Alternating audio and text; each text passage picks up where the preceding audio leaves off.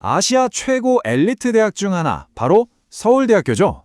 근데 이 서울대학교의 외국인 입학 전형이 정말 상상 이상으로 전략적이고 치열하다고 소문이 자자합니다. 그래서 오늘 저희가 그 복잡한 입학의 암호를 한번 제대로 풀어보려고 합니다.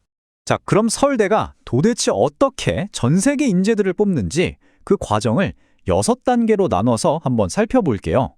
먼저 서울대만의 엘리트 관문이 뭔지 알아보고 그 다음엔 정말 피말리는 시간과의 싸움에 대해 얘기해 볼 거고요. 어떤 입사 경로를 골라야 하는지, 또 서류는 어떻게 완벽하게 만들어야 하는지, 그리고 절대 빠지면 안 되는 숨겨진 함정들은 뭐가 있는지까지요. 마지막으로 이 모든 걸 종합해서 최종 합격 비법을 알려드리겠습니다. 자, 그럼 바로 시작해 볼까요? 자, 첫 번째 파트입니다. 서울대학교의 엘리트 관문. 부제는 양보다 질이 법이다인데요. 이게 무슨 말이냐면요. 사실 여기에는 한국 정부가 가진 목표랑 서울대학교가 고수하는 철학이 정면으로 꽝 하고 부딪히는 지점이 있습니다. 한번 보시죠.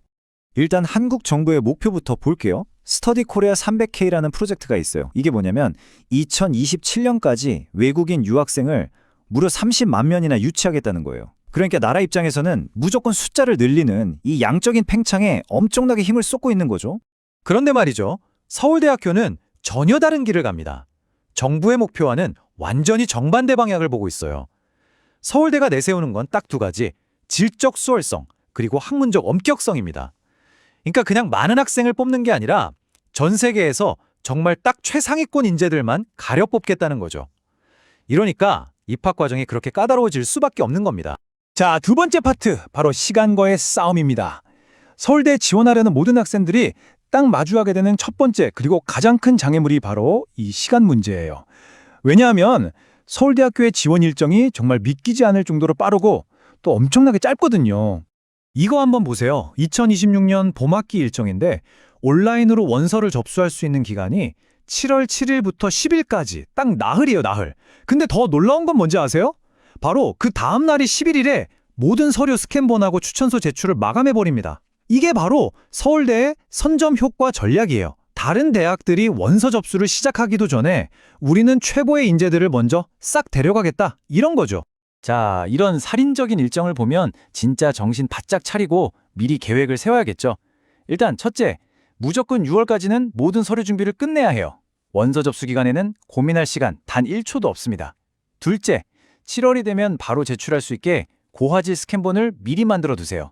이게 흐릿하면 평가에 영향을 줄 수도 있거든요. 셋째, 추천서 써주실 분들께는 미리미리 연락해서 7월 마감 기한을 꼭 지켜달라고 부탁해야 하고요. 그리고 마지막으로 이거 진짜 중요한데 원본 서류에 받는 아포스티유나 영사 확인. 이건 그냥 생각났을 때 바로 시작해야 합니다. 미루면 큰일 나요.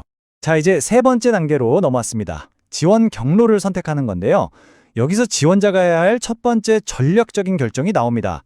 바로 완전히 다른 두 개의 입학 트랙 중에서 내가 어디에 해당하는지를 정확히 파악하고 선택하는 거죠. 서울대에는 크게 I형과 II형 이렇게 두 가지 전형이 있어요. I형은 뭐냐면 지원자 본인이랑 부모님 두 분 모두가 외국 국적인 말 그대로 순수 외국인 전형이에요.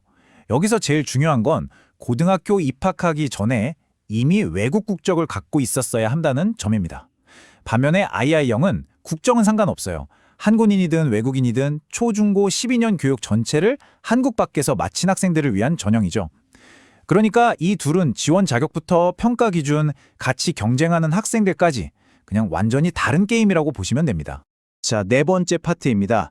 이제 진짜 평가 과정의 심장부로 들어가 보겠습니다. 대부분 지원자들의 합격, 불합격이 다른 것도 아니고 오직 이 서류 뭉치 하나에 달려 있거든요. 네, 맞아요. 바로 100%입니다.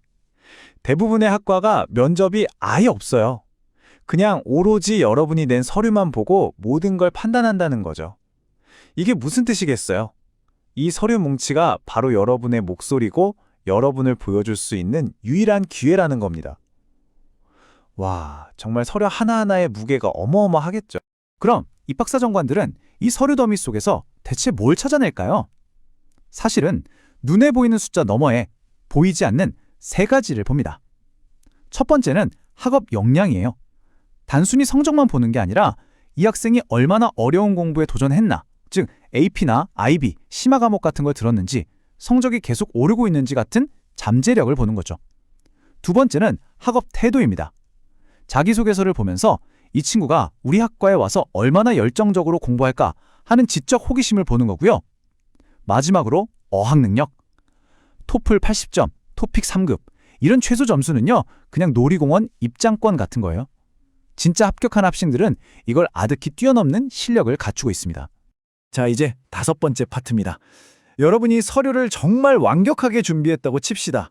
그런데도 딱 한 가지 실수 때문에 이 모든 노력이 물거품이 될 수 있다면 어떨까요? 그런 치명적인 함정들이 실제로 존재합니다. 바로 아주 사소해 보이는 행정 절차에서요. 그 첫 번째 함정이 바로 아포스티유입니다. 이게 뭐냐면 쉽게 말해서 여러분의 졸업장이나 성적증명서가 이거 진짜입니다 하고 국제적으로 도전을 받아오는 거예요. 근데 이게 하면 좋은 것이 아니라 안 하면 그냥 끝인 필수 절차입니다.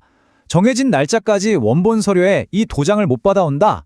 그럼 그냥 그걸로 자동 탈락이에요. 얄짤없습니다. 그리고 특히 아이형 순수 외국인 전형으로 지원하는 분들께는 정말 중요한 질문이 하나 있습니다. 잘 들어보세요. 여러분 가족의 국적 언제 바뀌었나요? 여기에 바로 국적의 환급률이라는 게 있어요. 이건 정말 예외가 없는 절대적인 규칙인데요. 지원자 본인 그리고 부모님 두 분 모두가 고등학교에 입학하기 전에, 그러니까 10학년이 되기 전에 외국 국적을 취득했어야만 합니다. 단 하루라도 늦는다? 그럼 그냥 지원 자격이 없어지는 거예요. 정말 많은 학생들이 여기서 발목을 잡히는 가장 흔하고 또 가장 치명적인 함정입니다. 자, 드디어 마지막 6번째 파트입니다. 지금까지 우리가 이야기한 모든 조각들을 하나로 모아서 서울대 합격을 위한 최종 청사진을 한번 그려보겠습니다. 먼저 한국의 최상위 3개 대학, 우리가 스카이라고 부르는 곳들을 한번 비교해 볼까요? 보시면 서울대가 7월에 가장 먼저 원서 접수를 시작하면서 전체 입시판의 스타트를 끊습니다. 연세대나 고려대도 똑같이 100% 서류 심사를 하긴 하지만 학문적 수월성 하나만큼은 절대 타협하지 않는 서울대의 그 깐깐한 기준은 따라올 대학이 없죠. 결국 서울대가 이렇게 일찍 마감해버리는 게 전체 한국 대입 시장의 속도와 기준을 정해버리는 페이스메이커 역할을 하는 셈입니다. 그렇다면 최종 합격 전략 딱 4가지로 정리해 드릴게요. 첫째, 무조건 일찍 시작하세요. 서울대 타임라인은 기다려주지 않습니다. 둘째, 나에게 맞는 길을 현명하게 선택해야 합니다. I형과 I형은 전혀 다른 세상이에요. 셋째, 서류를 그냥 만드는 게 아니라 설계해야 합니다. 여러분의 유일한 목소리인 만큼 아주 매력적인 학업 스토리를 담아내야죠. 그리고 마지막 넷째, 디테일의 악마가 되세요. 아포스티유, 국적 취득을, 이런 작은 실수 하나가 여러분을 바로 탈락시킬 수 있다는 거 절대 잊으면 안 됩니다. 전 세계적으로 최고의 교육을 받으려는 경쟁은 갈수록 더 뜨거워지고 있습니다. 자, 그렇다면 오늘 우리가 살펴본 이토록 전력적이고 때로는 무서울 정도로 엄격한 서울대학교의 선발 방식, 과연 이런 것들이 미래 고등교육의 새로운 글로벌 표준이 될 수 있을까요? 여러분 어떻게 생각하시나요?